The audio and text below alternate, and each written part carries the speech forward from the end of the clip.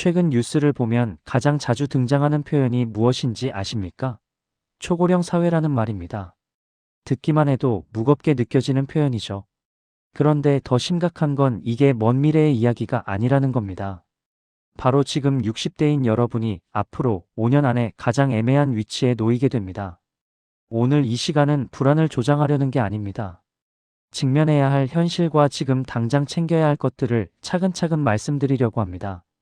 첫 번째로 직시해야 할 현실이 있습니다. 노인 인구가 증가할수록 지원은 늘어나지 않고 도리어 줄어듭니다. 과거에는 나이가 들면 자연스럽게 사회적 배려가 따라왔습니다. 하지만 지금은 상황이 다릅니다. 고령 인구가 급격히 늘었습니다. 기초연금, 의료 혜택, 복지 지원은 노인 수에 비례해서 늘어나지 않습니다. 그래서 시스템이 변합니다. 전체에게 제공하던 방식에서 선별적으로 지급하는 방식으로 전환됩니다. 여기서 가장 위태로운 사람이 누구일까요? 최하층도 아니고 상류층도 아닙니다. 바로 나는 아직 버틸만하다고 여기는 현재의 60대입니다. 주택이 어느 정도 있고 연금이 조금 나오고 예금이 약간 남아있는 분들. 조금씩이라는 이유로 어떤 지원도 받지 못하는 사각지대로 밀려납니다. 이것이 첫 번째 위험입니다.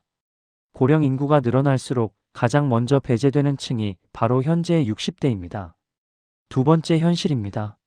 의료비보다 더 심각한 건 곁을 지켜줄 사람이 없어진다는 사실입니다.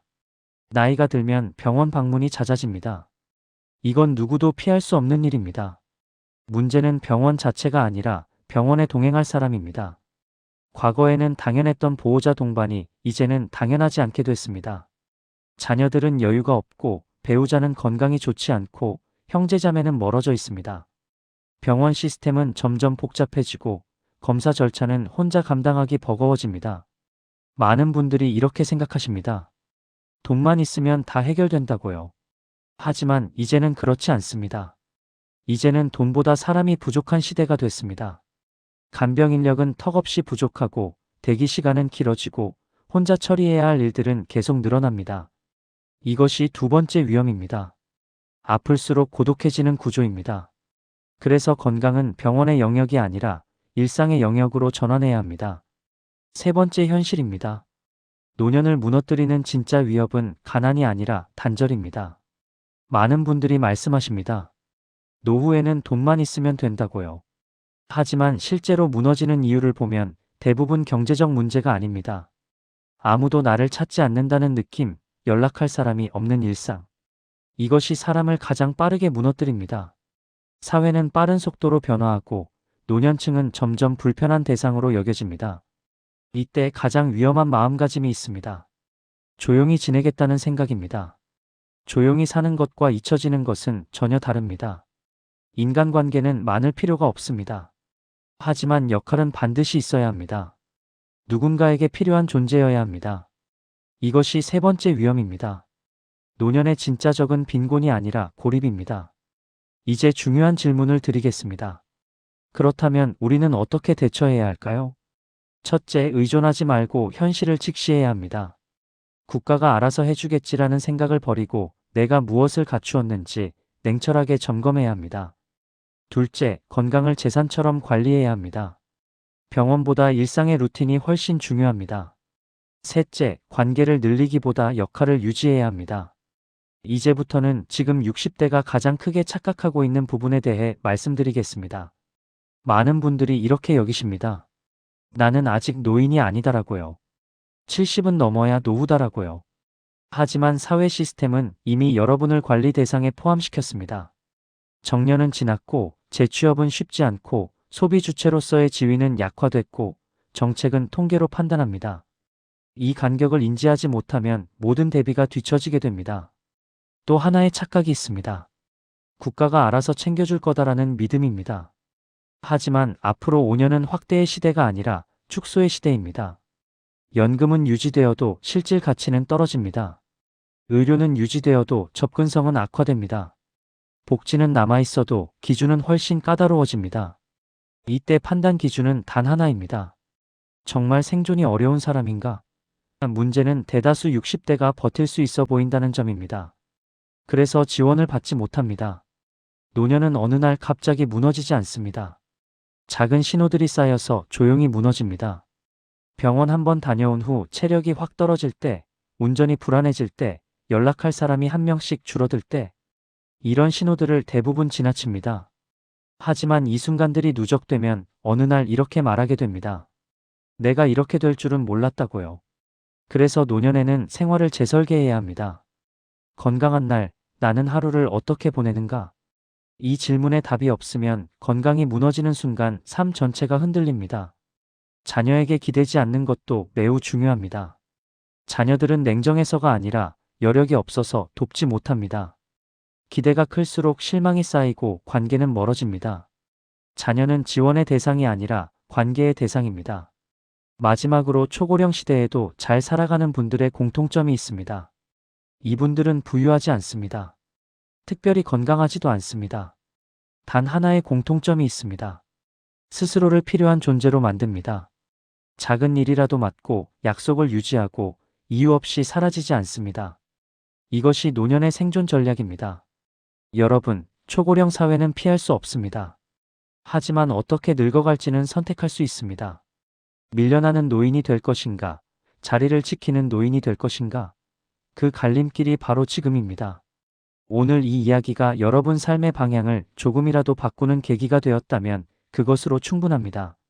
지금부터는 앞에서 말씀드린 세 가지 현실 이후에 반드시 이어서 들어야 할 내용입니다. 앞의 이야기가 현실을 마주하는 시간이었다면 지금부터는 그 현실 속에서 무너지지 않고 살아가는 방법입니다. 많은 분들이 이렇게 물으십니다. 그럼 도대체 무엇을 준비해야 하느냐고요? 답은 의외로 단순합니다. 하지만 불편합니다. 그래서 대부분 외면합니다.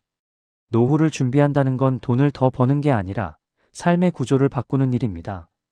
지금 60대가 가장 먼저 해야 할 일은 인생의 속도를 늦추는 게 아닙니다. 오히려 속도를 재설계하는 겁니다. 젊을 때는 앞만 보고 달려도 괜찮았습니다. 하지만 지금은 방향이 더 중요합니다.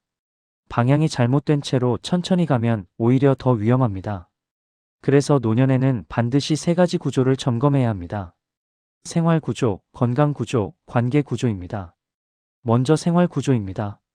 여러분의 하루를 떠올려 보십시오. 아침에 눈을 뜨면 반드시 해야 하는 일이 있습니까? 누군가와 약속된 일정이 있습니까? 아니면 시간이 남아도는 하루입니까? 노년이 무너지는 가장 빠른 길은 할 일이 없는 하루가 반복되는 겁니다. 사람은 필요 없다고 느낄 때 가장 빠르게 무너집니다. 그래서 하루에 반드시 해야 하는 일이 있어야 합니다.